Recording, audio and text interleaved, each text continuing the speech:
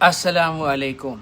Paano kung nagpiyansa tapos umalis ng walang paalam? Kung saan nakatira, anong parusa sa akusado?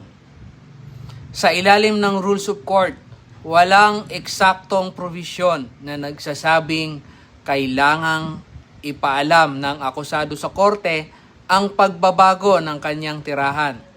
Maliban kung ito ay partikular na ipinag-uutos ng hukuman bilang kondisyon ng kanyang piyansa. Ang pangunahing kondisyon ng bail ay ang pagtiyak na ang akusado ay haharap sa lahat ng itinakdang pagdinig ng kanyang kaso.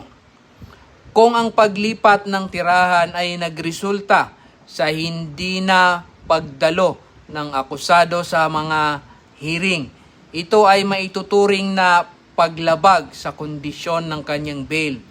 Sa ganitong sitwasyon, maaring ma-forfeit ng korte ang kanyang piyansa at pwedeng maglabas ng warrant of arrest upang siya ay maaresto at maiharap muli sa hukuman. May natutunan ka na naman ba ngayong araw? I-like, i-share at i-comment ang inyong tanong.